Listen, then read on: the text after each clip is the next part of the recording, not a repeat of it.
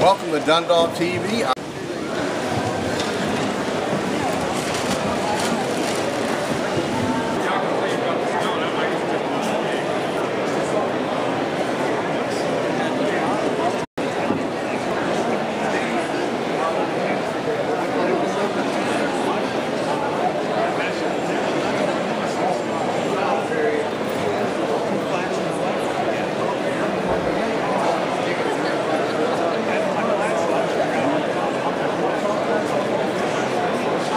Norman Heckler.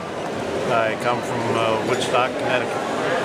I'm here with my son Norman, and we are dealers at this show here in Essex, outside of Baltimore, Maryland. This is probably our 15th or 20th year doing the same show.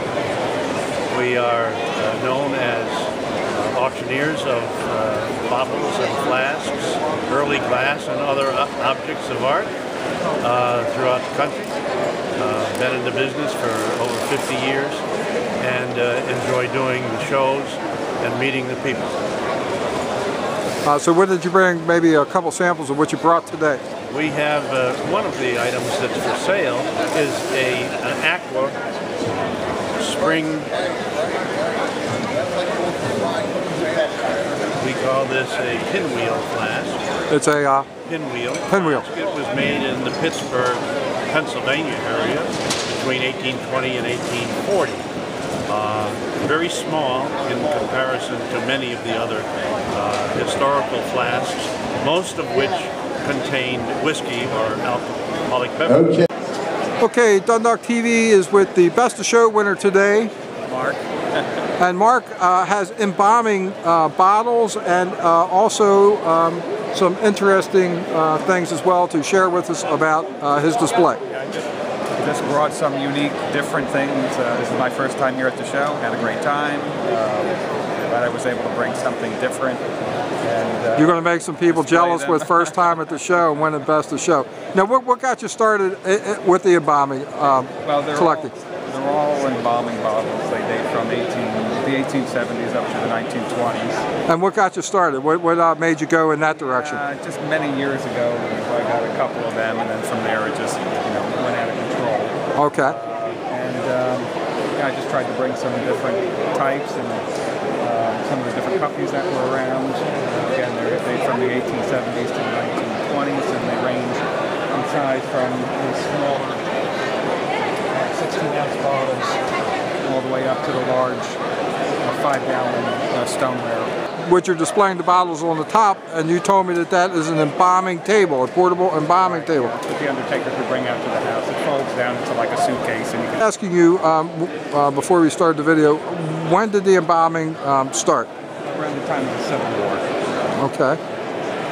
So then it would be 1860s. The bottles would be 1860 and beyond. Right. The ones I have here are from the 1870s and later. The earliest ones, they're extremely rare, and I think they used demi-johns or carboys. They weren't labeled or embossed with any kind of markings on them. Well, congratulations on your win, and thank you very much for coming to the bottle show. Hopefully see you next year. Great, thanks. Thank you. Today Dundalk TV is with Horst Krusmeyer from Düsseldorf in Germany. Well, welcome to the Baltimore and the Baltimore Antique Bottle Show. Is this your first year at the show? Oh no, we've been coming for many years now. Okay, and you had brought some lovely pieces I saw on the table, but we're a little later in the show today, and you've sold out quite a bit from what you had told me, poisons and whatnot. But what do you have left? Well, we have some milk bowls. You can put your milk in there and let the cream settle on the top, and you can scoop the cream off. It's a very economical way of getting a cream. And you have a few different colors there. Would you mind holding them up for the camera?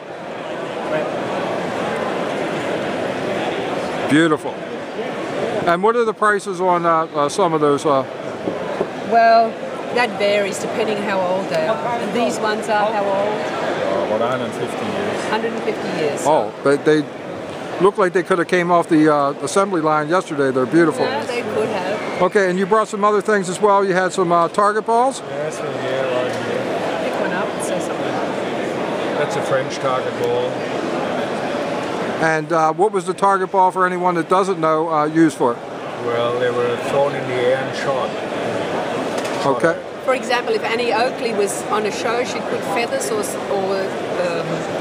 silk ribbons in there. When she shot it, they fell down, and it looked like a real bird had been shot. Oh, that's interesting. I never heard that part of it before. That's an English target ball. They're beautiful. And what else did you bring? Well, we've got some fairy lights here, or Christmas lights, depending what you like to call them. Many different kinds and different ways of using them. And you had some a bullhorn. Yeah, look at that. These powder horns. Somebody put a lot of work into it. They're very nicely made. And where? What part of the? Well, they're from America. America? They're Americans. Oh, okay. Well, thank.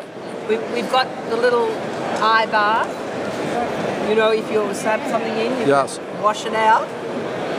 So. And I Poison bottles. and you have poison bottles. So you want to show that? Yes, these are poison. You know poison because they've always got marks on them that you can notice in the dark that it's poison and not a lemonade bottle. But in Germany, it's not poison. It's Gift. yes, which is pretty amazing, but interesting Yes. as well. I picked one up from a show a couple years ago. I absolutely love it. It has gift and the skull and crossbones on it, That's so right. very nice. Well, thank you both very much, and for coming to the show and for doing an interview on Dundalk TV. Yeah, thank you. Bye.